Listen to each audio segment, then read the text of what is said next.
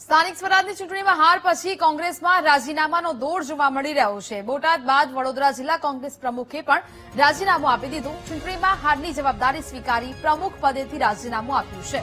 જિલ્લા કોંગ્રેસ પ્રમુખ જશપાલસિંહ પઢિયારે પ્રમુખ પદેથી રાજીનામું આપ્યું। લોકોની સમસ્યાને મતમાં ફેરવવામાં અમે નિષ્ફળ રહ્યા હોવાની વાત તેમણે કરી।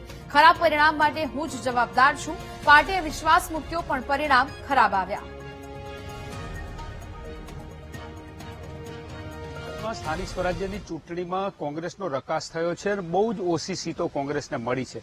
ત્યારે વડોદરા જિલ્લા કોંગ્રેસના પ્રમુખ જશપાલસિંહ પઢિયારે પોતાનું રાજીનામું આપી દીધું છે, કારણ કે જેવી રીતે તાલુકા પંચાયત, જિલ્લા પંચાયતમાં કોંગ્રેસ સારું પ્રદર્શન નથી કરી શકી અને એના કારણે જશપાલસિંહે રાજીનામું આપ્યું છે। જશપાલસિંહ આપણી સાથે છે।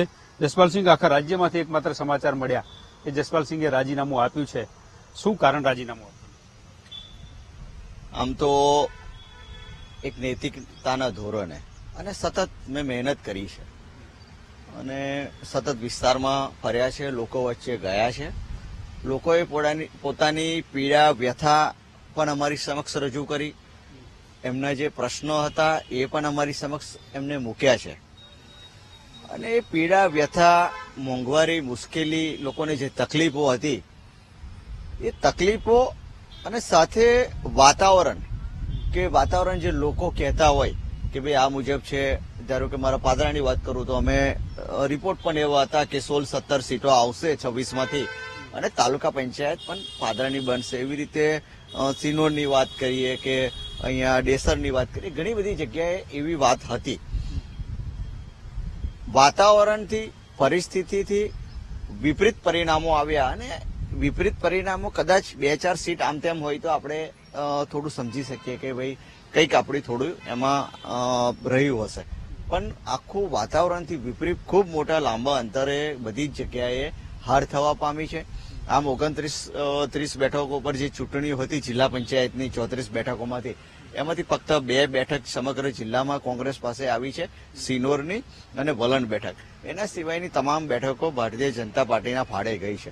એવી રીતે તાલુકા પંચાયતમાં પણ લગભગ 150 સીટો, 170માંથી 150 સીટો આ લોકો પાસે ગઈ છે। એટલે ખૂબ મોટું અંતરથી હાર થવા પામી છે। એટલે નૈતિકતાના ધોરણે અને જે પ્રકારે અમે મહેનત કરી હતી, સતત કાર્યકરોને મળ્યા હતા, એ તમામ વસ્તુ જોતા એક નૈતિકતાના ધોરણે આપણી જવાબદારી બને છે અને એ જવાબદારીના ભાગરૂપે હારનો સ્વીકાર કરીને, જનાદેશનો સ્વીકાર કરીને મારું રાજીનામું મેં આપ્યું છે। પણ આપ તો પાદરા ધારાસભ્ય રહી ચૂક્યા છો, અત્યારે જિલ્લા પ્રમુખ છો, લડવાના બદલે રાજીનામું આપી દીધું એટલે મેદાન છોડી દીધું?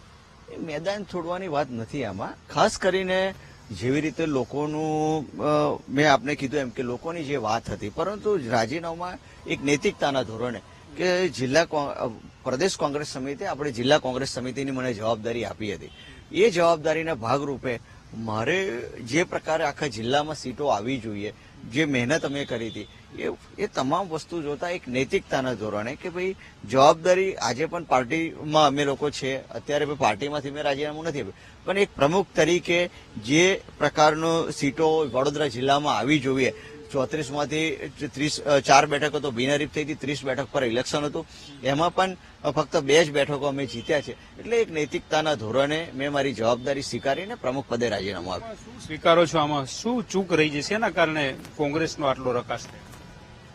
આમ જોવા જઈએ તો જે પ્રકારે અમારા જે તાલુકા કોંગ્રેસ સમિતિના તમામ પ્રમુખશ્રીઓ છે તેમને પણ ખૂબ મહેનત કરી છે, સ્થાનિક આગેવાનો પણ ખૂબ મહેનત કરી છે, તેમ છતાં પરિણામ લાવવામાં સફળ ના રહ્યા।